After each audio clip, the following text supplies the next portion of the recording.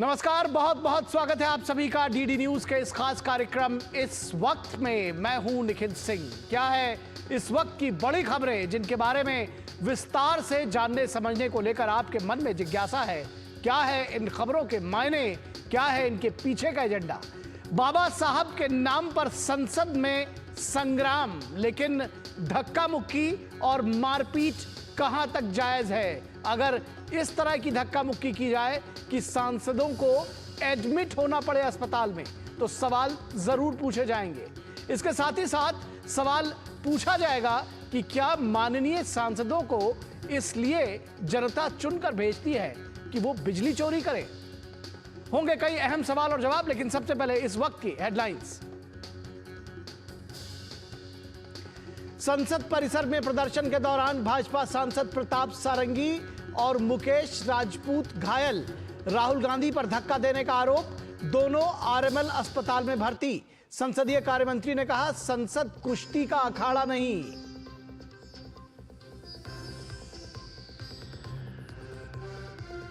बाबा साहब अंबेडकर पर संसद में आज फिर संग्राम। विपक्ष के हंगामे के कारण दोनों सदनों की कार्यवाही कल तक के लिए स्थगित।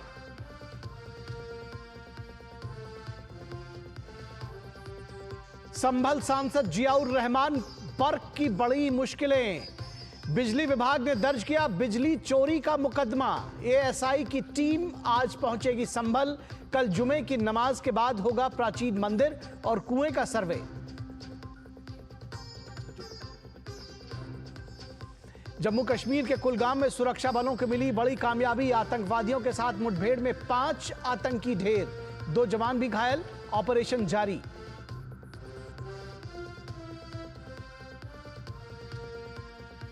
और बांग्लादेश में अल्पसंख्यकों पर हिंसा के विरोध में पूर्व राजनयिक वीना सीकरी की अगुवाई में भारत के बुद्धिजीवियों और सिविल सोसाइटी के लोगों ने लिखा बांग्लादेश के लोगों के नाम खुला पत्र। लोगों से हिंसा रोकने की अपील तो कट्टरपंथियों को भी चेतावनी। बांग्लादेश में पत्र को लेकर खासा रिएक्शन।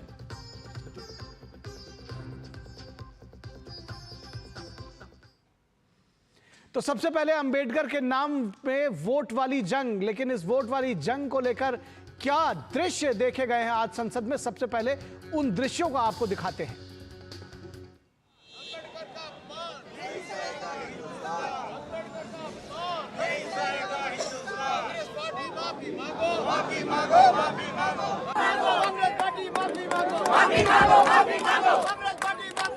माफी मांगो, माफी मांगो, माफी मांगो, माफी मांगो, माफी मांगो, माफी मांगो।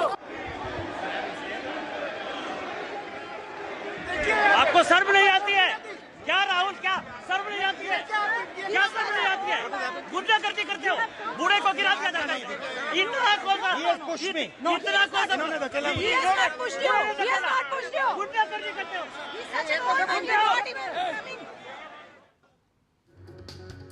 तो ये पूरा मामला सिर्फ संसद में प्रदर्शन का ही नहीं है, बल्कि उस प्रदर्शन के दौरान 2 सांसदों के घायल होने का है। और आपने आवाज सुनी, जो बीजेपी के सांसद थे वो आक्रोशित थे और राहुल गांधी से सवाल पूछ रहे थे कि क्या यहां गुंडागर्दी करेंगे, और राहुल गांधी ने क्या कुछ कहा है ये भी आपको इस खबर के दौरान बताते हैं। तो अंबेडकर के नाम पर वोट वाली जंग, वोट के नाम पर संग्राम संसद में देखने को मिला है। और संसद के बाहर डॉक्टर अंबेडकर के तथाकथित अपमान के मुद्दे पर विपक्ष का सियासी संग्राम जारी है। आज उसकी परिणति संसद भवन में धक्का मुक्की में देखी गई। लोकसभा में प्रतिपक्ष के नेता राहुल गांधी पर आरोप है कि उन्होंने बीजेपी सांसदों के प्रदर्शन में घुसकर एक बुजुर्ग सांसद प्रताप चंद सारंगी को धक्का दिया। सांसद सारंगी ने राहुल गांधी पर धक्का देने का आरोप लगाया है। उन्होंने कहा कि मैं सीढ़ियों पर खड़ा था, राहुल गांधी ने एक सांसद को धक्का दिया जो मेरे ऊपर गिर गए और मेरे सिर में गंभीर चोट आई। तस्वीरों में सारंगी के सिर पर चोट के निशान साफ तौर पर देखे जा सकते हैं। सांसद मुकेश राजपूत आईसीयू में भर्ती हैं। सारंगी जी का इलाज चल रहा है। राहुल गांधी ने कहा है कि जब वे सदन के अंदर जा रहे थे तो बीजेपी सांसदों ने मुझे रोकने की कोशिश की थी। हमें संसद के अंदर जाने का अधिकार है। रोज के इवेंट में कांग्रेस पार्टी ने आज कुछ वो परिवर्तन लेकर आई थी। राहुल गांधी, प्रियंका गांधी और दूसरे विपक्षी सांसद नीली ड्रेस में अंबेडकर के तथाकथित अपमान को लेकर प्रदर्शन कर रहे थे। इस प्रदर्शन तक तो ठीक था, लेकिन ठीक उसी जगह पर बीजेपी के सांसद कांग्रेस पार्टी के खिलाफ भी प्रदर्शन कर रहे थे। आरोप है कि कांग्रेस ने अपने प्रदर्शन की जगह बदली है। बहरहाल ये बात जांच में पता चल सकेगी कि आखिर क्या मुद्दा था और क्यों दोनों पक्ष जो है वो आमने सामने आ गए। लेकिन गृह मंत्री अमित शाह के एडिटेड वीडियो को लेकर कांग्रेस को एक्सपोज करने का एक प्रदर्शन एनडीए के सांसद कर रहे थे। सवाल यह है कि कांग्रेस पार्टी का डॉक्टर अंबेडकर के प्रति यह उमड़ा प्रेम वास्तविक है या सियासी मजबूरी है, जो अचानक नेहरू गांधी परिवार के प्रति प्यार जो दिखावा जो किया जा रहा है वो सामने आ रहा है। आज बीजेपी ने यूपीए के दौर के एनसीईआरटी के 11वीं कक्षा के छात्रों की किताब में छपे एक कार्टून को सार्वजनिक किया, जिसमें पंडित नेहरू को डॉक्टर अंबेडकर को चाबुक मारते हुए दिखाया गया है। सवाल यह है कि यूपी की पूर्व मुख्यमंत्री मायावती ने नया जिला भीमनगर बनाया था उत्तर प्रदेश में। 2012 में समाजवादी पार्टी और कांग्रेस की मुलायम सरकार ने उसका नाम बदलकर संभल जिला कर दिया, यानी कि नाम बदल दिया। बाबा साहब के प्रति कांग्रेस की नफरत जग जाहिर है। पीएम मोदी ने कल सिलसिलेवार तरीके से जवाब दिया था। क्या दो बार लोकसभा के चुनावों में हराकर कांग्रेस पार्टी ने उन्हें संसद आने से नहीं रोका था? क्या इस इतिहास को बदल सकती है कांग्रेस? बाबा साहब अंबेडकर अपनी पुस्तक में लिखते हैं कि उन्होंने नेहरू मंत्रिमंडल से इस्तीफा क्यों दिया था। उन्होंने लिखा कि संरक्षण की सबसे ज्यादा जरूरत अनुसूचित जातियों को है, पर नेहरू का सारा ध्यान सिर्फ मुसलमानों पर है। सवाल यह है कि एक फर्जी वीडियो प्रचारित कर कांग्रेस पार्टी क्या साबित करना चाहती है?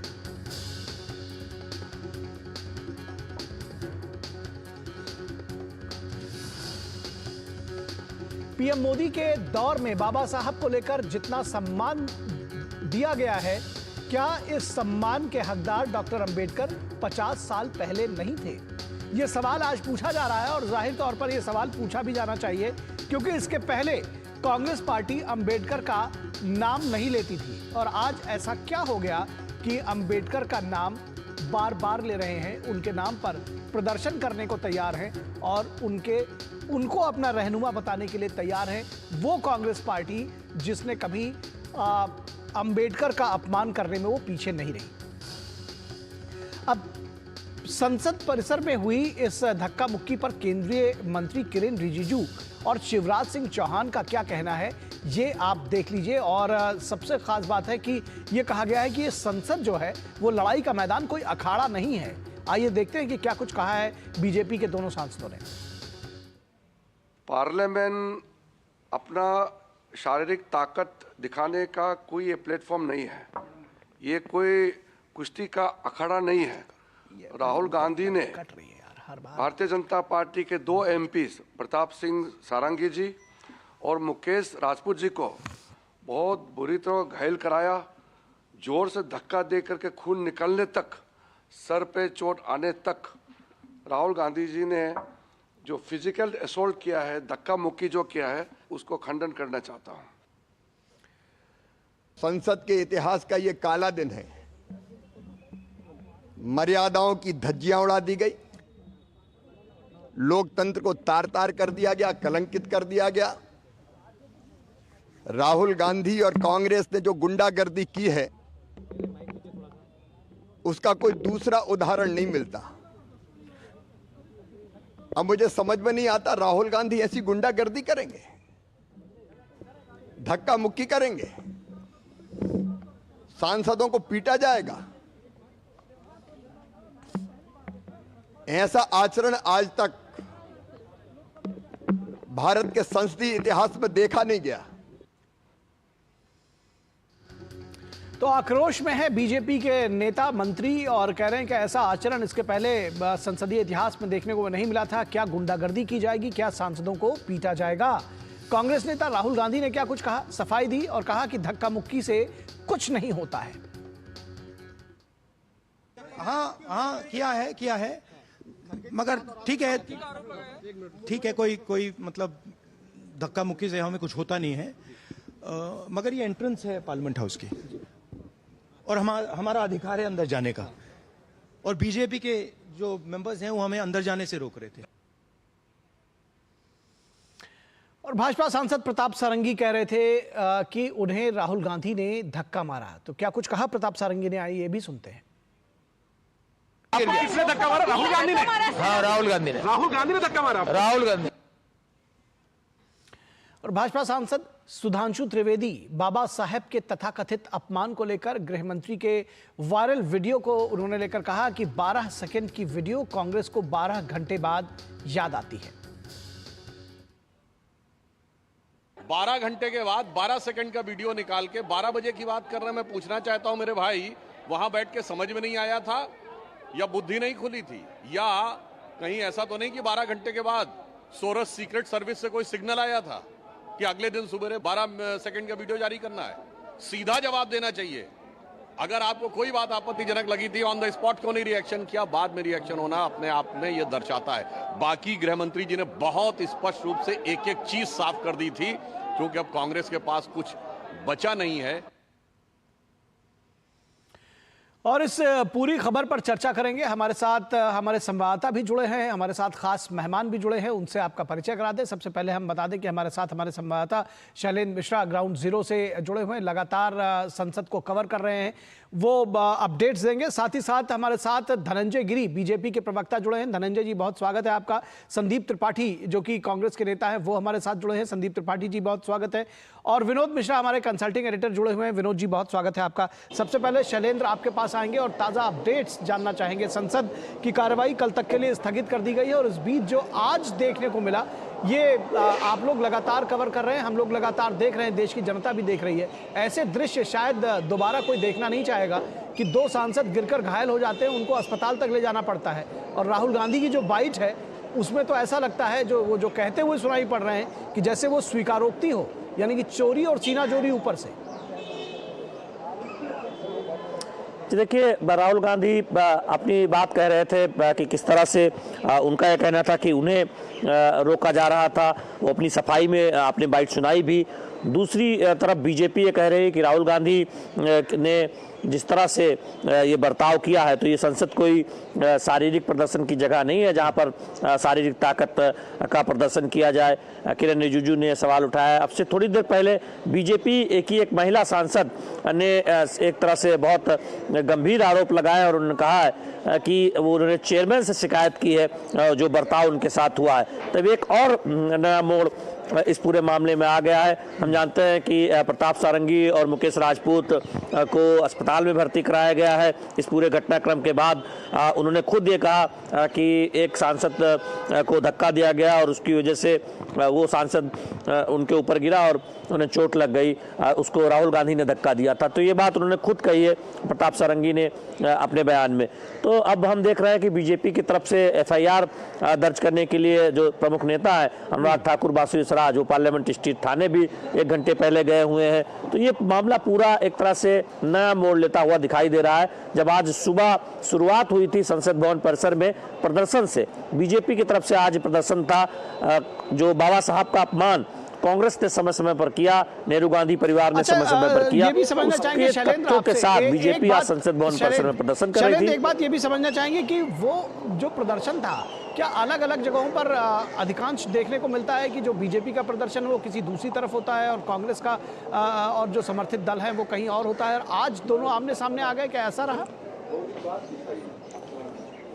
कि देखिए, अब नई संसद जब से बनी है तो मकर द्वार से थोड़ा सा हटकर ही एक प्रदर्शन अक्सर दल करते हैं और खासतौर पर हम देखते हैं कि विरोधी दल ये प्रदर्शन किया करते हैं। सत्ता पक्ष कभी कभार ही करता है और शीतकालीन सत्र में लगातार कांग्रेस पार्टी और उनके सहयोगी दल अलग अलग मुद्दों पर प्रदर्शन करते रहे।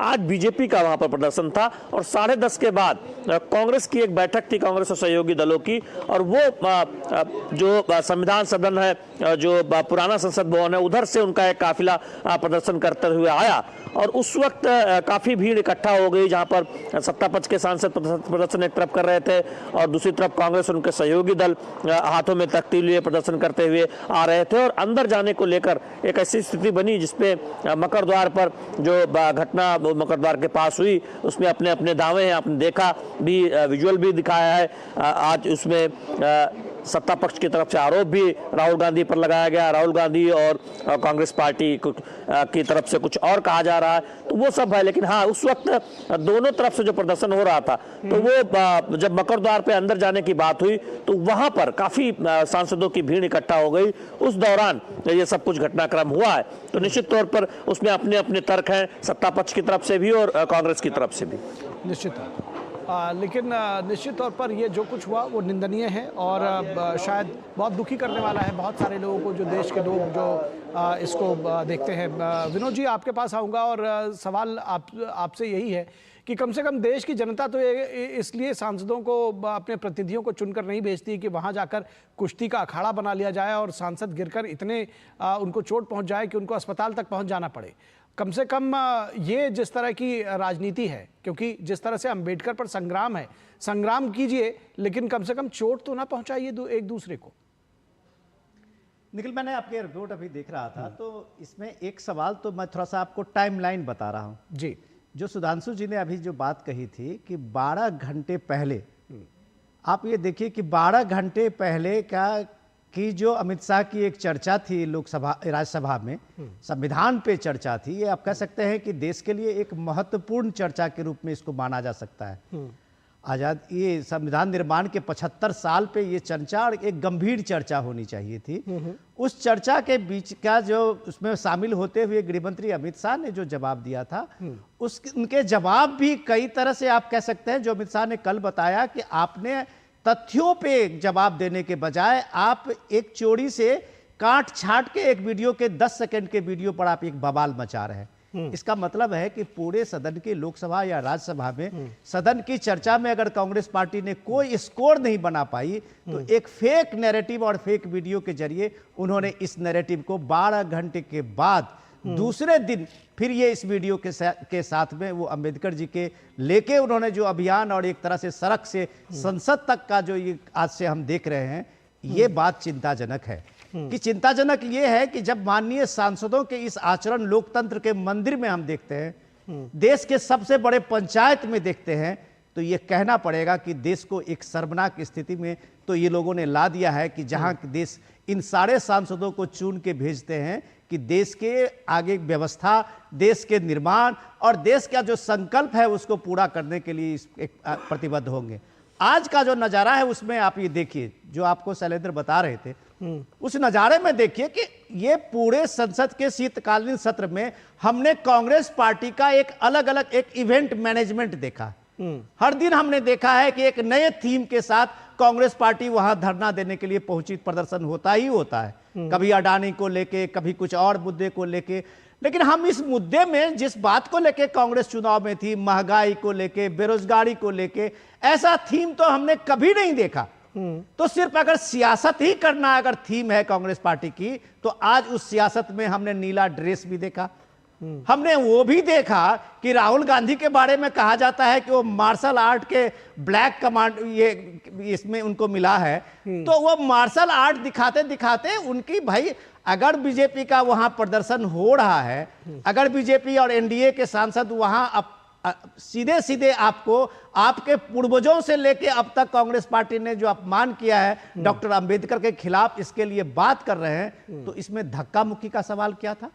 आप क्या पैसेंसली अगर इतने दिनों से, इतने घंटों का अगर लोगों ने सुना है, तो कम से कम या आप न शामिल होते, तो गेट रोकने का मतलब क्या होता है? गेट तो बगल से था ही, जब आप जा सकते थे। लेकिन राहुल गांधी ने अपना वो ब्लैक कमांडो का जो उन्होंने मार्शल आर्ट का ये लिया था, आज उसका प्रदर्शन भी दिखाया।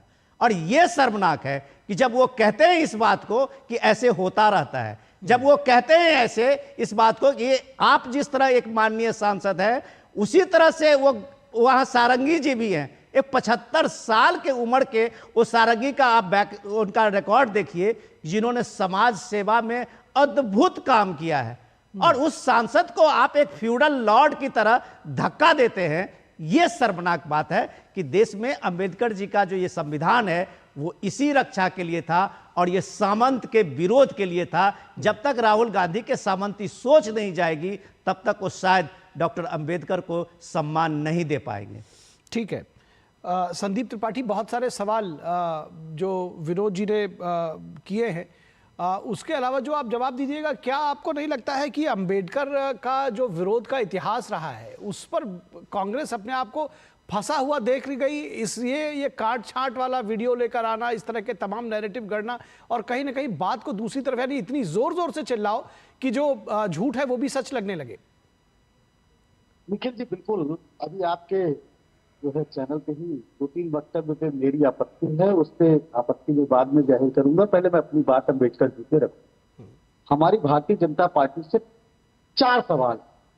पहला सवाल, क्या आप मनुस्मृति को मानते हो या नहीं? पहला। दूसरा, आप हिंदू कोड बिल के समर्थन में हो या खिलाफत? तीसरा सवाल, आप अम्बेडकर जी सनातनी व्यवस्था के खिलाफ थे, आप उसको मानते हो या उसके खिलाफ?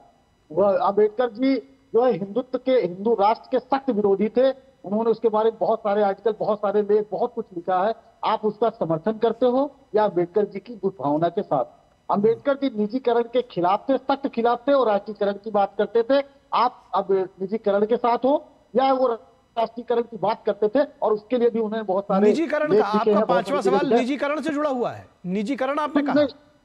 हाँ, मैं बता रहा हूँ कि वो राष्ट्रीयकरण के बहुत सारे आर्टिकल और वो संविधान में बाकायदे एक ज्ञापन उन्होंने दिया था जिसमें उन्होंने राष्ट्रीयकरण की बात की। तो क्या भारतीय जनता पार्टी उसके साथ है या खिलाफ है? 5 सवाल। अब आते हैं मुद्दे की जो हम लोग बात कर रहे हैं। या विनोद जी ने कहा, विनोद जी बड़ी विनम्रता के साथ मैं ये बताना चाहता हूँ कि अभी आपने राहुल जी को जो कहा कि ऐसे होता ही रहता है, वो क्या था वो मैं बता देना चाहता हूँ आपके दर्शकों की। राहुल जी से एक सवाल पूछा गया, क्या खड़गे जी को भी चोट लगी है क्या? तो उस पर उन्होंने, क्या आपके साथ हुआ है क्या? उन्होंने कहा धक्कों से मुझे कुछ नहीं होता है, ये होता रहता है। वो सारंगी जी के बारे में उन्होंने कहीं ये नहीं कहा कि धक्के से मुझे कुछ नहीं होता। वो वीडियो अगर आप कहेंगे तो दोबारा प्ले करके दिखवा देंगे। वो दोबारा प्ले करके दिखा देंगे। दोबारा मैं रिक्वेस्ट करूंगा कि उस वीडियो को दोबारा प्ले करके दिखा दें। लेकिन जिस तरह से उन्होंने विजिट किया है, जो बीजेपी के सांसदों का आक्रोश था, जो उनसे पूछा जा रहा है कि आप गुंडागर्दी करेंगे, और आप देख सकते हैं कि माथा पकड़ के बैठे हुए हैं प्रताप सारंगी। तो आप ये कम से कम उन्होंने ये तो कम से कम नहीं कहा था कि धक्का, खड़गे जी का नाम उन्होंने कहीं भी नहीं लिया है। वो वीडियो दोबारा प्ले करके दिखा देते हैं आपको। हाँ, किया है मगर ठीक है, कोई मतलब धक्का मुक्की से हमें कुछ होता नहीं है। मगर ये एंट्रेंस है पार्लियामेंट हाउस की और हमारा अधिकार है अंदर जाने का, और बीजेपी के जो मेंबर्स हैं वो हमें अंदर जाने से रोक रहे थे। सुन लिया होगा आपने? हाँ बिल्कुल सुन लिया। वो राहुल जी कह रहे हैं कि हमें कुछ नहीं होता। हमें क्या मतलब अभी आप खड़गे जी की बात कर रहे थे। हाँ बिल्कुल, ये उनसे सवाल पूछा गया। अगर इस वीडियो के आप आगे जाएंगे, उनसे ये सवाल पूछा गया, उसके बाद ये बात वो बोलते हैं और पूरा वीडियो मैंने देखा है। पहली चीज। अब दूसरी बात, अमित शाह जी के एक डायरेक्टेड वीडियो की बात हो रही है कि काट छाट के चला दिया। विनोद जी, आप इतने वरिष्ठ पत्रकार हैं, मैं आपके माध्यम से मांग करता हूँ भारतीय जनता पार्टी में जब थोड़ी भी क्षमता है, अमित शाह जी को कह दीजिए मुकदमा करा दो, गृह मंत्री हैं। हो गया सर, हो गया। अभी अनुराग ठाकुर ने केस किया, अभी तुरंत FIR लिखवा के आए हैं। अरे सर, वो सारंगी के मसले पर है, वो वीडियो पर नहीं है। गुमराह मत करिए, मैं पढ़ लिख के बैठता हूँ। भारतीय कांग्रेस को प्रवक्ता होंगे जो निकल कर आपके पास आते होंगे, फंस जाते होंगे। हम बाकायदे डीपली बैठते हैं। सर, वो भी आपके ट्विटर हैंडल से पूछा गया है कि हमको लीगल नोटिस मिली है। उस पर सुप्रिया सुनीत ने बाकायदे से एक प्रेस कॉन्फ्रेंस करके जवाब दे दिया।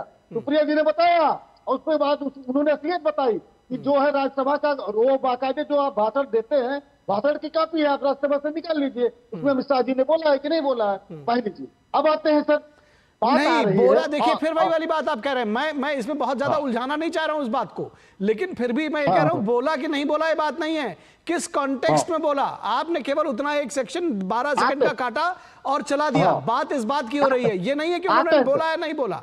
आपने किस कॉन्टेक्स्ट में बोला, आपने पूरी बात नहीं चलाई। बात इसकी हो रही है और उसकी जरूरत क्यों पड़ गई, सवाल ये था, इसका जवाब दीजिए। आपने बहुत सारे सवाल बीजेपी से पूछ लिए, आप जवाब दीजिए। हाँ सर, इसका भी मैं जवाब देता हूँ। पर बात ये है कि अब मैं आपके डिबेट पे आया हूँ, आधा घंटा बहुत सभ्य तरीके से बोल, मात्र 5 सेकंड के लिए। सभ्यता गाली देने में कितना समय लगता है सर? अरे बोलिए, 5 सेकंड का काम, 5 सेकंड का काम लगता है। 5 सेकंड की गाली है सर। उसमें बवाल होगा कि आप जो आधा घंटा बोले उससे बवाल तो उसी पे होगा। और सर ये कह रहे हैं कि 12 घंटा सुधांशु त्रिवेदी जी IIT के प्रोफेसर और इतिहास के सौघोषित जानकार, उनसे मैं सिर्फ इतना जानना चाहता हूं कि आप उठाकर लाइएगा, 70 साल की बात करिएगा, हम 12 घंटे बाद जाग गए, आज भी आप जाग के आइए। 5 सवाल आपसे धनंजय जी से साथ सुधांशु जी से भी पूछ लीजिएगा, जो मैंने 5 सवाल पूछे, इनकी असलियत। तो वो जो सारे सवाल कांग्रेस से पूछे गए थे उसका जवाब आपने एक भी नहीं दिया। यही तो दिक्कत है कि आपने सवाल के बदले सवाल पूछने में बीजेपी से जरूर जाऊंगा। यकीन मानिए अभी धनंजय गिरी बैठे हैं, वो आपके सवालों का जवाब देंगे। लेकिन क्या अंबेडकर को बार बार कांग्रेस ने अपमानित किया या नहीं? क्या उनको चुनाव में 2-2 बार हराया या नहीं? क्या अपने राज्यों के मुख्यमंत्रियों को नेहरू जी ने चिट्ठी लिखी या नहीं? क्या उनका सेंट्रल हॉल में पोर्ट्रेट लगाने से मना किया या नहीं? क्या उनको भारत रत्न देने से मना किया या नहीं? ये सारे सवाल हैं, इसका एक का भी आपके पास जवाब नहीं है और आप सवाल उनसे पूछ रहे हैं। आपने पूछा है नहीं, अब आपका समय खत्म है। कम से कम धनंजय गिरी के पास आते हैं, 1-to-1 डिबेट नहीं कर रहे हैं। ये सारे सवाल का जवाब आपको पहले देना चाहिए था। धनंजय गिरी, ठीक है, धनंजय गिरी के पास आते हैं, ठीक है।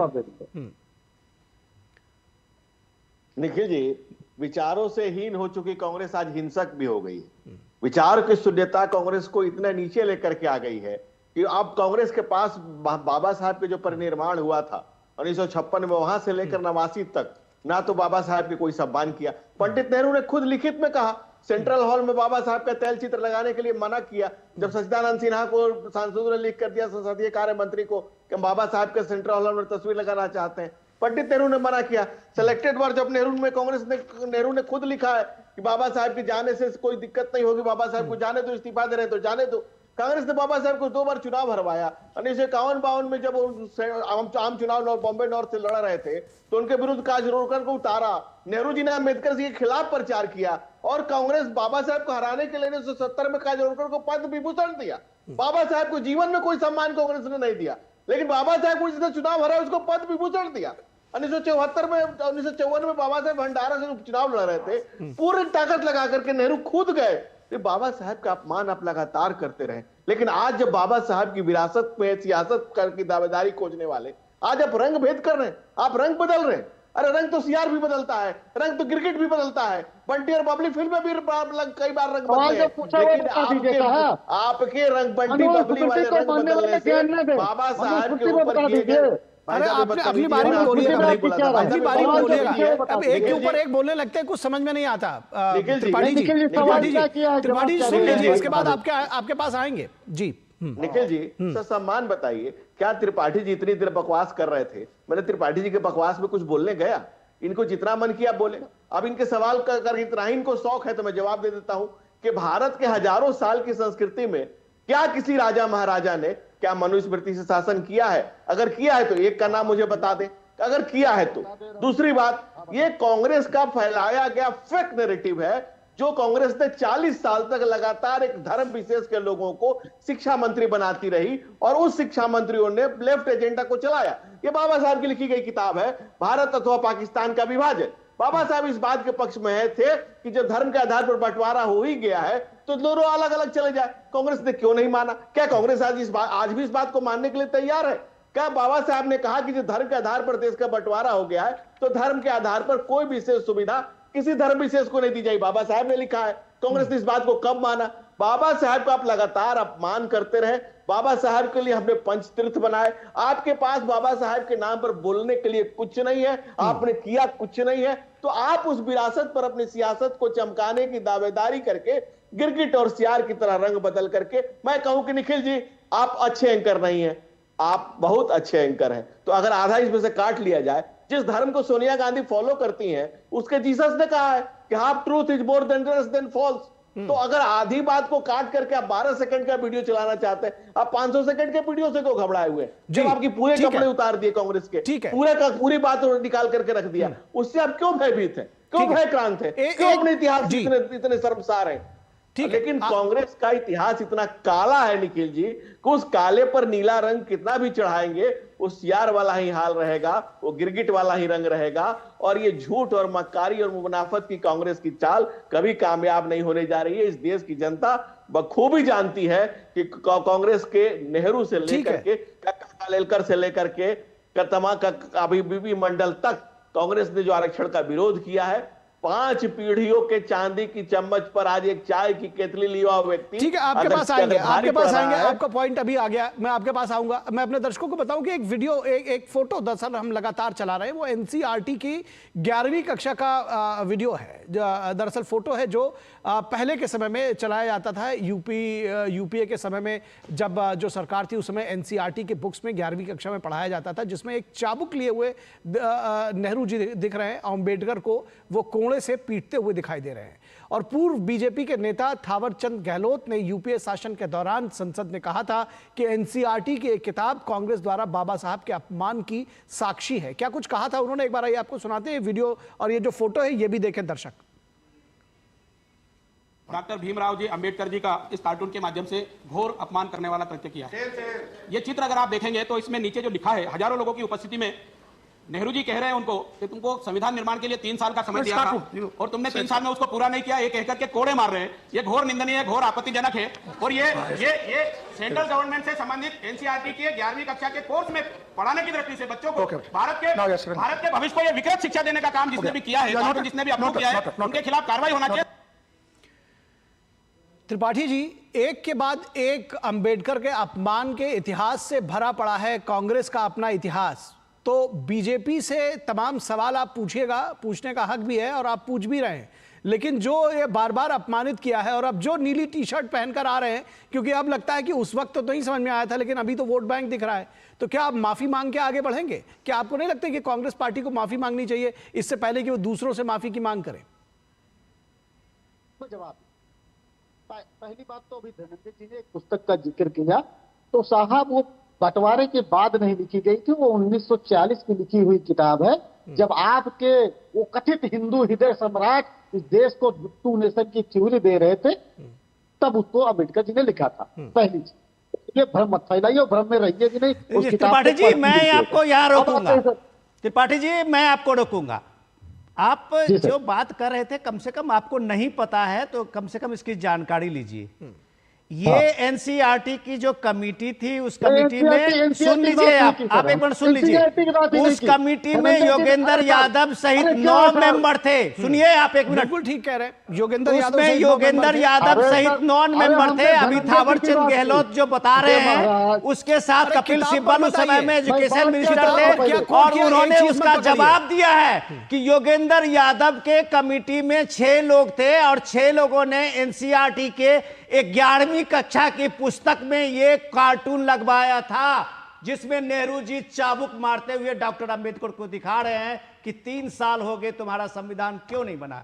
क्या बात करते हैं हो गया सर? आप इसमें ये नहीं, सुनिए जवाब, आप ये सुनिए जवाब। आप देखिए, हम लोग पब्लिक ब्रॉडकास्टर में हमेशा आदर करते हैं कि आप हमारे सम्मानीय गेस्ट तर्क के साथ आए। आप फेक बताइएगा, आप गलत नैरेटिव करिएगा तो हम उसका जवाब देंगे। बाकी आपका जवाब देने के लिए तो बीजेपी प्रवक्ता है और बखूबी से दे रहे हैं। ठीक है सर, विनोद जी आपने मुझे सुना नहीं, मैंने उस पुस्तक की बात नहीं की। नहीं, आप उनको क्या कोट कर रहे हैं? 1940 में जो मैंने सवाल पूछा, आपको क्या माफी मांगनी चाहिए कि नहीं मांगनी चाहिए? ये जिस तरह से 11वीं कक्षा की पुस्तक है, इस पर माफी मांगेंगे?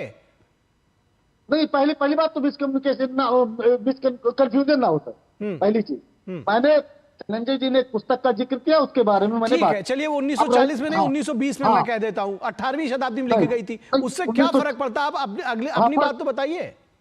हाँ, फर्क इसलिए पड़ता है कि वो एक जो नैरेटिव बना रहे थे, ठीक है, वो गलत नैरेटिव। ठीक है, अब आप अपना नैरेटिव बताइए। हाँ, मेरा नैरेटिव कोई नहीं है, हम सिर्फ सच्चाई की बात करेंगे। ठीक है। देखिए, अम्बेडकर जी एक स्वतंत्र पार्टी के राष्ट्रीय अध्यक्ष भी रहे, उन्होंने बहुत सारी पार्टियां बनाई, अलग अलग समय पे अलग अलग पार्टियों का नाम रहा। वो हमारे खिलाफ पहले भी 1935 में जब चुनाव हुए तब भी रहे, और जब जो है 31 में अंग्रेजों ने अंतरिम सरकार बनाई तब भी वो रहे। हमारे सिर्फ बहुत सारे ऐसे विषय थे जिस पर हमारे और उनके मतभेद थे। फिर एक पैक्ट भी हुआ, फिर वो हमारे विचारों से सहमत हुए, हम उनके विचारों से सहमत हुए। सर, अब आती है बात, वो कहा जाता है कि तीन सवाल होते हैं। एक पहला कि एक जो है हिंदू बाहुल्य एरिया था, उसको जो है पाकिस्तान। ठीक है, यानी कि आप ये मान रहे हैं कि उनका और आपका पुराना विरोध था। आपने बताया कि इतिहास बताता है कि आपका उनका पुराना विरोध था, उनकी एक दूसरी पार्टी थी, नेहरू जी ने विरोध किया, उनको बार बार हटाया, उनको हराया, उनको नहीं निखिल, अब अभी तो बता रहे हैं इतिहास से, आपने बताया ना, इसीलिए 1955 में नेहरू जी ने खुद को भारत रत्न आप ही की बात कह रहा हूं। इंदिरा गांधी ने खुद को भारत रत्न दिया।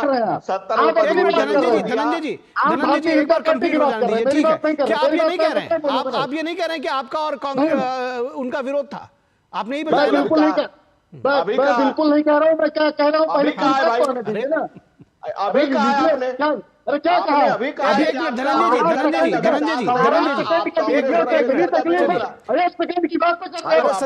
संदीप जी आक्रोशित मत होइए, कोई नहीं बोल रहा, आप ही बताइए। अभी आपने कहा ना, आपने इतिहास बताया, मैं आपकी प्रशंसा कर रहा हूँ, मैं आपकी सराहना करता हूँ कि आपको इतिहास की अच्छी जानकारी है। आपने बिल्कुल वो पूरा पैक्ट की बात बताई, आपने उससे पहले जो वो सारी चीजें थी वो आपने बताई, तो वो तो सच है, और आपने उस सच्चाई को उजागर किया एक बार फिर से कि हाँ आपका अम्बेडकर के साथ विरोध था। लेकिन सवाल आज वही हो रहा है कि जब ऐतिहासिक विरोध था, बार बार विरोध किया था, तो आज नीली टी शर्ट पहनकर क्यों आ रहे हैं? भारत मिलन भी था, उसकी भी बात कर लेने दीजिए, भारत मिलन भी था सर। अरे अब आप देखिए, बहुत लंबा इतिहास मत लेकर जाइए, सीधा सा इतिहास है। आपने कहा सुनिए संदीप जी सुनिए, हम आप ही की बात से आ रहे हैं। आपने कहा कि ये पूरा इतिहास था, वो एक डिफरेंट पार्टी के थे, वो दूसरे अलग अलग दल उन्होंने बनाए थे, वो कांग्रेस के विरोध में थे, कांग्रेस उनका विरोध करती थी, वो सारा इतिहास है। सुनिए, कांग्रेस का उनका विरोध का इतिहास है। आज नीली टी शर्ट क्यों? सवाल तो मैं बता रहा हूँ क्यों ना। हाँ बिल्कुल इसलिए सर, इसलिए कि जिस विरोध की मैं बात कर रहा हूँ उसके बाद सर हम उनको जो है संविधान सभा में भी लाए, अपने एक जो है संविधान सभा के सदस्य का इस्तीफा करा के, उसके बाद हमने कानून मंत्री भी बनाया। और उसके बाद सर उसके बाद फिर उनको इस्तीफा दिला के बाहर गिरा दिया, उसके बाद चुनाव हरवाया, उसके बाद उनके इवन डेथ के बाद आपने उनको उनकी पोर्ट्रेट नहीं लगने दी वहां पर। बोलने दीजिए ना, मैं वो बोल रहा हूँ ना। निखिल जी के पहले अपने मित्र को एक चिट्ठी लिखे, मैं जिक्र करने रहा हूँ, सुनिए ना। आप बहुत चिट्ठी करते हैं, मैं चिट्ठी बता रहा हूँ। उस चिट्ठी में उन्होंने विरोध था कि नहीं था, ये बताइए, विरोध था कि नहीं था? विरोध था, अगर विरोध था, आज नीली टी शर्ट क्यों? मैं सीधा ये जानना चाहता हूँ। वैचारिक मतभेद इंसानों में सर, मोदी जी आपने स्वीकार किया कि वैचारिक मतभेद था, एटलीस्ट आपने ये स्वीकार किया कि वैचारिक मतभेद था, और आप स्वीकार करने के लिए बाध्य हैं। ठीक हो गया तो फिर क्यों हराया भाई चुनाव? अकाउंट डाउन में क्यों चुनाव हराया? हिंदू महासभा ने तुम्हारी पार्टी चुनाव लड़ी थी, नहीं? ठीक है, हिंदू राज्यसभा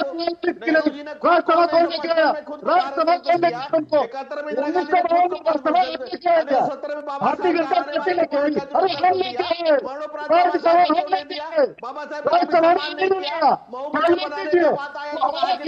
चलिए ठीक है, इस तरह से नहीं चलेगा, किसी की बात समझ में नहीं आ रही है। नहीं, मैं कहूंगा दोनों का ऑडियो आउट करिए भाई, इस तरह से आवाज नहीं चलेगी। निखिल जो चुनाव में मैं त्रिपाठी जी आप बस इसका मतलब नहीं है। देखिए आप सुनिए, मैं चाहता हूं सभी लोग शांत हो जाएं। एक मिनट, विनोद जी एक सेकंड, मैं कह रहा हूं एक दूसरे के ऊपर मत बोलिए, और सबसे बड़ी बात यह कि जो सवाल पूछे जाते हैं आप उसका जवाब नहीं देते त्रिपाठी जी, ठीक है? आप कहीं और चले जाते हैं, उसके बाद कहेंगे हिंदू महासभा ने कहा जी, उन्होंने कहा, आपसे जो पूछा जा रहा है उसका जवाब नहीं दे रहे हैं।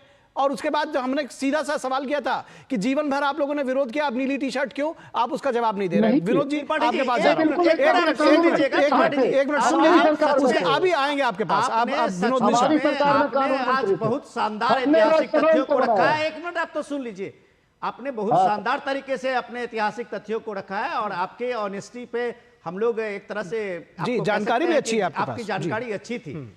लेकिन कल प्राइम मिनिस्टर मोदी ने आप ही के जो जानकारी है उसी के बारे में कहा था कि एक कांग्रेस पार्टी और उनका सड़ा हुआ इकोसिस्टम, ये मैं सड़ा हुआ इकोसिस्टम कह रहा हूं, जो इस देश में जिसने नैरेटिव चला के आप इस देश की व्यवस्था, परंपरा और व्यक्तित्व के का जो सम्मान था उसको कैसे किया है, ये मैं इसका एक उदाहरण देखता हूं कि अंबेडकर जी को जब कैबिनेट से हटाया गया था या रिजाइन करने के लिए मजबूर कर रहा था, तो उनके जो लाइन है आज आप पढ़ लीजिए, तो वो कहते हैं कि हम जब जब भी नेहरू को अनुसूचित जातियों के संरक्षण की बात करते हैं, लेकिन उसकी चिंता सिर्फ और सिर्फ मुसलमानों को लेके है। ये अंबेडकर जी का लाइन है अपने इस्तीफे में। आप हमसे ज्यादा जानकार हैं, आप पढ़ लीजिएगा। नहीं, मैं दूसरी बात कह रहा हूं कि आपकी पार्टी को, कांग्रेस पार्टी को जब जब तुष्टीकरण की, कांग्रेस की परंपरा की याद दिलाई जाती है, तो आप सीधे मनुवाद और मनुस्मृति पे आ जाते हैं। आप तो भले, अब तो हम प्रयागराज के आप पढ़े लिखे आदमी हैं, मनुवाद और मनुस्मृति को आप बेहतर जानते हैं, लेकिन कांग्रेस के सक्सेसिव गवर्नमेंट ने एक ढाल बना के मनुवाद और मनुस्मृति को लेके जो प्रोपेगेंडा किया है, मुझे नहीं लगता है कि हिंदुस्तान में इतने खिलाफ किसी और संस्कृति और परंपरा के लिए हुआ होगा। और उसकी काट में सिर्फ आपका तुष्टीकरण का ये था, और उसी सोच को प्राइम मिनिस्टर मोदी ने कल आपको सिलसिलेवार जवाब दिया है कि आपने अंबेडकर जी को तौहीन किया था, उनकी परंपरा को, उनकी विरासत को आपने कभी अपने सामने में, देश के सामने में आने नहीं दिया था। अब चर्चा को विराम देने का वक्त आ गया है, लेकिन मैं चलते चलते शैलेंद्र मिश्रा के पास जाऊंगा। 20 सेकंड में, 15 सेकंड में शैलेंद्र, बहुत कम शब्दों में बताइए, ये जो सत्रावसान तो हो जाएगा एक आध रोज में, ये लड़ाई आगे चलेगी सियासी, कैसे देख रहे हैं इसको? निश्चित तौर पर कल हम जानते हैं कि शीतकालीन सत्र खत्म हो रहा है, और अब ये लड़ाई ऐसा लगता है कि जनता के बीच ले जाने में की पूरी तैयारी है बीजेपी की तरफ से, और कांग्रेस भी उसमें अपने तर्कों के साथ सामने आएगी, क्योंकि ये ऐसा मुद्दा है जो अब बीजेपी ये चाहेगी कि जरूर जनता को बताए कि इतिहास में कांग्रेस पार्टी और नेहरू गांधी परिवार ने क्या कुछ किया था बाबा साहब अम्बेडकर के साथ, क्योंकि वो ऐतिहासिक तथ्य है, दस्तावेज है, उसको बदला नहीं जा सकता। अब उसको बहुत जोर शोर से बीजेपी उठाएगी। ये आपका कहना कि ये मुद्दा जनता के बीच में लेकर जाएंगे। बहुत शुक्रिया शैलेंद्र, आपने अपना पॉइंट रखा कि ये मुद्दा जनता के बीच में लेकर जाएंगे। बहुत शुक्रिया आपका भी, धनंजय जी आपका, संदीप जी आपका, विनोद जी आपका, सभी का शुक्रिया हमारे साथ जुड़ने के लिए। और रुकेंगे एक छोटे से ब्रेक के लिए, और ब्रेक के बाद जब वापस लौटेंगे तो बात करेंगे कि बिजली बिल में फंसे माननीय आखिर क्यों नहीं चुकाया थे बिजली का बिल। आपके घर के खाने में रेस्टोरेंट जैसा स्वाद ले आए MDH का शाही पनीर मसाला। पनीर को क्या मस्त बना डाला। जब धरती चीर कर निकलता है लोहे का पत्थर और मिलता है मोंगिया के जोश से, फिर तपता है, पिघलता है और बनता है फौलाद। अब होता है सरिया सारी खूबियों के साथ। मोंगिया स्टील, मजबूत देश का मजबूत सरिया। स्वागत है आपका ब्रेक के बाद, और बात बिजली बिल की होगी, और बात होगी संभल के माननीय की, जिनके ऊपर बिजली चोरी का आरोप लगा है। समाजवादी पार्टी के सांसद जियाउर रहमान बर्क ने गिरफ्तारी से बचने के लिए इलाहाबाद हाईकोर्ट का दरवाजा खटखटाया है। जामा मस्जिद के सर्वे के दौरान हिंसा भड़काने का आरोप बर्क पर है। उधर बिजली चोरी के मामले में बिजली विभाग ने उनके खिलाफ शिकायत दर्ज कराई है।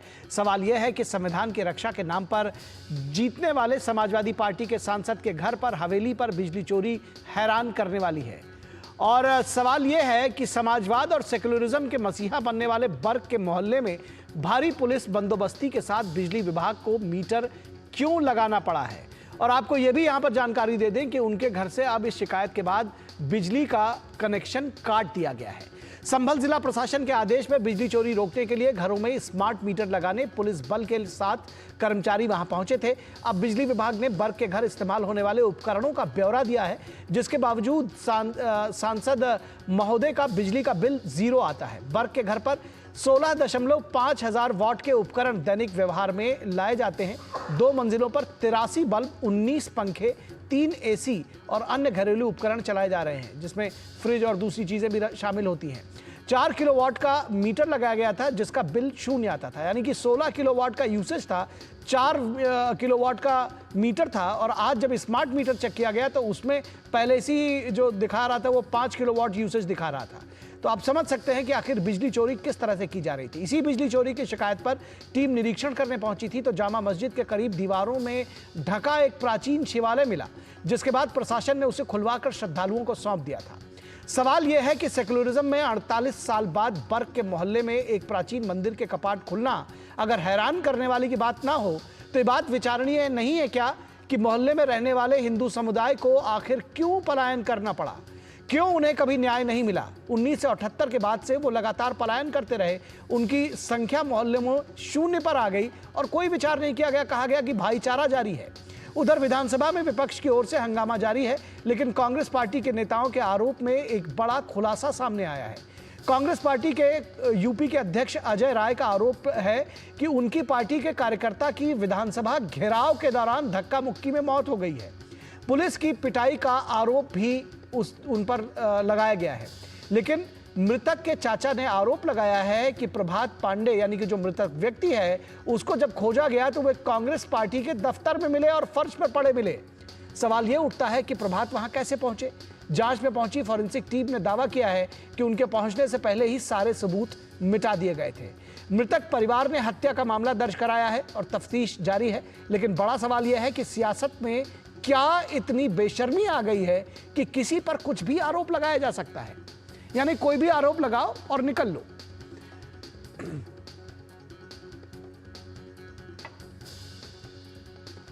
और सबसे पहले आपको सुनाएंगे विद्युत विभाग के अभियंता जो है वो क्या कुछ कह रहे हैं। वो गए थे जो सर्वे कर दरअसल बिजली विभाग का मीटर लगाने के लिए और बाद में कनेक्शन काटने के लिए। क्या कह रहे हैं आइए सुनते हैं।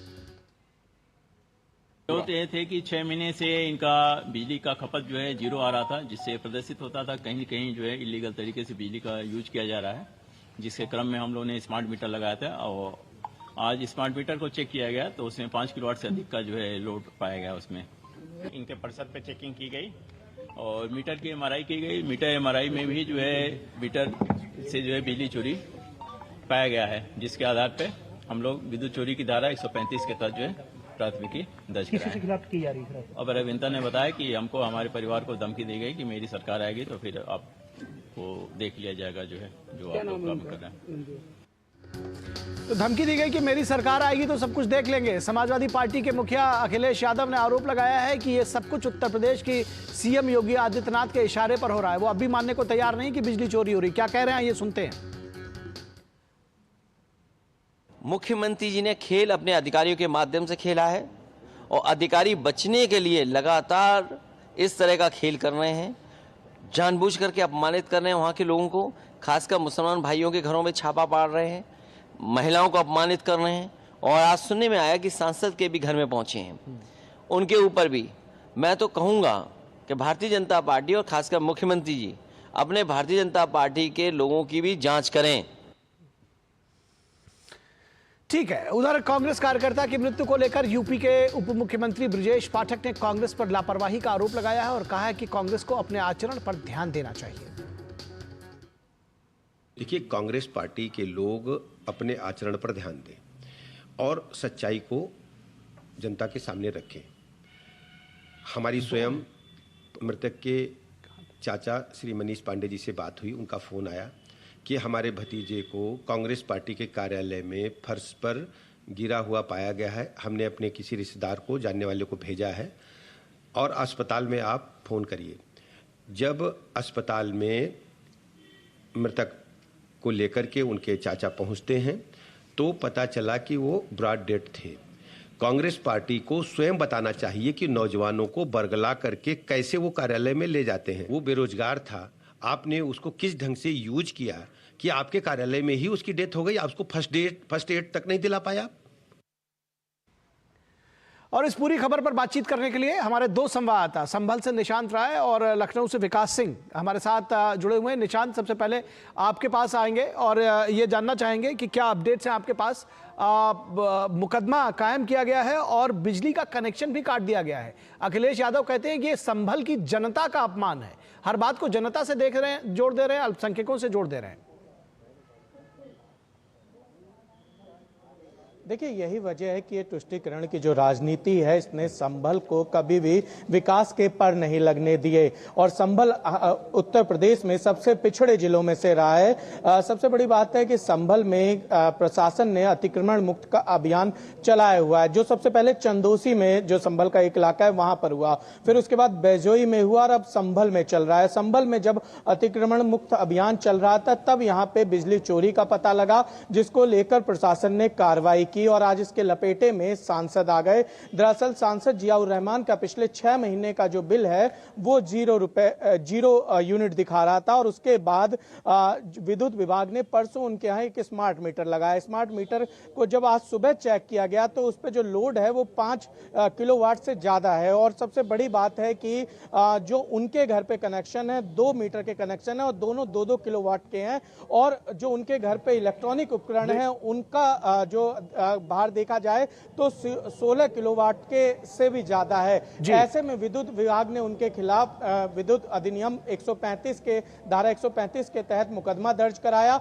दूसरी तरफ सांसद जियाउर रहमान के पिता ने, जो विद्युत कर्मचारी सुबह भारी पुलिस फोर्स के साथ गए थे, उनको वहां पर धमकी दी, उनसे कहा कि हमारी सरकार आएगी, तुमको देख लेंगे। दीपासराय में मेरी एक आवाज पर कई सारे लोग इकट्ठा हो सकते हैं। इसी के चलते उनके पिता और पिता के साथ 2 बाउंसर्स थे, उन पर मुकदमा दर्ज किया गया है थाना नकासा में। यानी कि 2 मुकदमे इन पर लगाए गए हैं, सांसद और उनके पिता पर। और दूसरी तरफ अखिलेश यादव लखनऊ से बैठकर ये बात कह रहे हैं कि ये बदले की राजनीति है। ठीक है, उनके पास कुछ कहने को बचता नहीं, मुझे ऐसा लगता है कि निशांत, उनके पास कुछ कहने को बचता नहीं है। और ये जो कह रहे हैं, मुझे लगता है ये जो तस्वीरें हैं, जो सारी चीजें हैं, वो अपने आप जनता इसको देख रही है। जो भी इसमें जो भी स्टेटमेंट जो भी नेता दे रहा है, चाहे पक्ष में विपक्ष में जो भी बात कर रहे हैं, वो सब एक्सपोज हो रहे हैं। दरअसल विकास के पास जाएंगे। विकास, एक मामला कांग्रेस के कार्यालय में एक व्यक्ति के मरने की है और कांग्रेस ने कह दिया कि ये तो जी पुलिस की लाठीचार्ज में मरा है। यानी कि ये सियासत में खुला खेल है, जिसको जो चाहे आरोप लगा दो और निकल जाओ।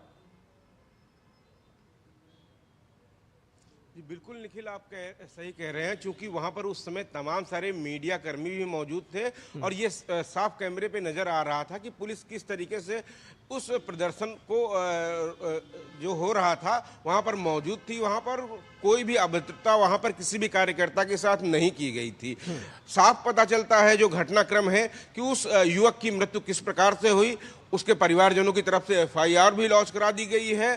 पूरा घटनाक्रम की जांच की जाएगी और इस मामले की तह तक पहुंचा जाएगा। लेकिन ये साफ दर्शाता है कि आप इतना बड़ा अगर आयोजन कर रहे हैं तो आने वाले जो कार्यकर्ता हैं उनकी सहूलियत के लिए आप कोई इंतजाम नहीं करते हैं। एक फर्स्ट एड की व्यवस्था होती है, अगर उसकी तबीयत खराब होती है, वो इस तरीके से मृत पाया जाता है, तो निश्चित रूप से आपका पूरा सिस्टम किस तरीके का है ये बात दर्शाता है आपकी। और खासतौर से एक बात और जोड़ना चाहूंगा निखिल, कि ये जो संविधान की दुहाई देने वाले हैं, आज विधानसभा में जो कुछ हुआ वो पूरी जनता ने देखा। क्योंकि बाबा साहब भीमराव अंबेडकर हमेशा से चाहते थे जनहित के मुद्दे उठे। हमारे पीछे जो विधानसभा है यहाँ पर 17 अवसान हो गया, वो भी पहली बार बिना बजट पे चर्चा किए हुए, बिना कुंभ पे चर्चा किए हुए, तमाम अहम बिंदुओं पर चर्चा नहीं हो चुकी। विपक्ष के कारण से लगातार विधानसभा अध्यक्ष हाथ जोड़ते रहे, विनती करते रहे, लेकिन उन्होंने अपना हंगामा नहीं रोका। तो ये बात दर्शाता है कि संविधान की दुहाई देने वाले खुद ही संविधान की कितनी धज्जियां उड़ाते हैं। ठीक है, बहुत शुक्रिया इस तमाम बातचीत के लिए। निशांत, आपका भी, विकास आपका भी। और ये पब्लिक है, दरअसल वो देख रही है और सब जानती भी है। और अब बात बांग्लादेश में अल्पसंख्यकों पर हिंसा के खिलाफ खुले पत्र को लेकर। बांग्लादेश में अल्पसंख्यकों पर हिंसा के खिलाफ एक खुला पत्र देश के लगभग 700 प्रतिष्ठित सदस्यों के एक समूह ने इस खुले पत्र के जरिए बांग्लादेश में अल्पसंख्यकों के खिलाफ हिंसा के बारे में अपनी गहरी चिंता व्यक्त की है।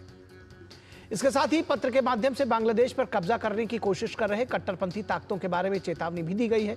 इस समूह में पूर्व राजदूत, सिविल सेवक, न्यायाधीश, शिक्षाविद, लेखक और नागरिक समाज के प्रतिष्ठित सदस्य शामिल हैं। बांग्लादेश में भारत की पूर्व उच्चायुक्त वीना सीकरी की अगुवाई में लेखक अमीश त्रिपाठी, अश्विन सांधी, पूर्व न्यायाधीश और सुप्रीम कोर्ट के वकील जैसे तमाम लोगों ने पत्र पर हस्ताक्षर किए हैं। पत्र में लिखा गया है कि हम ये खुला पत्र आपको, बांग्लादेश के लोगों को, इस सच्ची उम्मीद के साथ लिख रहे हैं कि इससे बांग्लादेश और भारत के दोनों के लोगों को शांति, मैत्री और समझ के मार्ग पर साथ साथ चलने में मदद मिलेगी। पत्र में लिखा गया है कि हाल के दिनों में हमने बहुत ही परेशान करने वाली घटनाएं देखी हैं, जिसमें मेहरपुर में इस्कॉन केंद्र को जलाना, देश भर में कई हिंदू मंदिरों में तोड़फोड़ और दंगाइयों द्वारा हिंदुओं की हत्या का जश्न मनाने वाले वीडियो शामिल हैं। गौरतलब है कि बांग्लादेश की 170 मिलियन आबादी में हिंदुओं की संख्या लगभग 8% है और हजारों बांग्लादेशी हिंदू हिंसा से बचने के लिए भारत में घुसने का प्रयास कर रहे हैं। पत्र में बांग्लादेश में सांप्रदायिक हिंसा को लेकर निंदा की गई है और देश पर कब्जा करने की कोशिश करने वालों को चेतावनी दी गई है। पत्र में कहा गया है कि पिछले 4 महीनों से कट्टरपंथी इस्लामी समूहों ने देश भर के लगभग हर जिले में धार्मिक अल्पसंख्यकों पर हिंसक आतंकवादी हमले किए हैं। पत्र में चिन्मय कृष्णदास की गिरफ्तारी, सनातनी जागरण जोत द्वारा बांग्लादेश के धार्मिक अल्पसंख्यकों की ओर से 8 सूत्री मांगों का जिक्र किया गया है और यह भी कहा गया है कि यूनिस प्रशासन ने मांगों पर, इन 8 सूत्री मांगों पर कोई संज्ञान नहीं लिया है। बांग्लादेश में अल्पसंख्यकों पर हिंसा के खिलाफ ये जो खुला पत्र है, इसको अपील भी कहा जा सकता है और चेतावनी भी की जा सकती है। हमारे संवाददाता प्रसेनजीत बख्शी इस पूरी खबर पर हमारे साथ जुड़े हुए हैं। प्रसेनजीत, इसको किस तरह से देखा जाना चाहिए? इस पत्र को बहुत संक्षेप में, हमारे पास समय नहीं है, क्या इसको आप अपील समझते हैं या चेतावनी, या दोनों? निखिल, दोनों ही समझना जरूरी है, क्योंकि जो बांग्लादेश की सही सोचने वाले लोग हैं वो भी अभी ऐसी स्थिति में है कि उनके लिए थोड़ा सा बाहर से कुछ समर्थन या बाहर से कुछ मदद का जरूरत है, क्योंकि पूरे की पूरे जो देश है, जो ये पत्र में भी लिखा गया है कि इंटरिम सरकार के नाम पर जो मेरी पसंद है, हमारी पसंद, हम सबकी पसंद, मजबूत देश का मजबूत सरिया हो गया स्टील।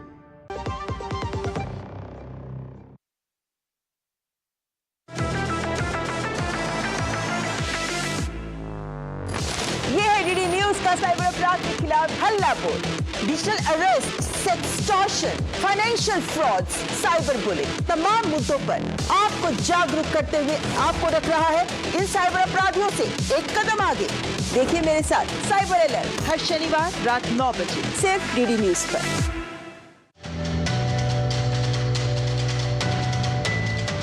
भारत का संविधान केंद्र और राज्य दोनों में संसदीय शासन प्रणाली प्रदान करता है। संसदीय शासन व्यवस्था में कार्यपालिका विधायिका का हिस्सा होती है। इसे उत्तरदायी सरकार के नाम से भी जाना जाता है। भारत में संसदीय शासन प्रणाली ब्रिटेन से ली गई है। संविधान के अनुच्छेद 74 और 75 के तहत केंद्र में और अनुच्छेद 163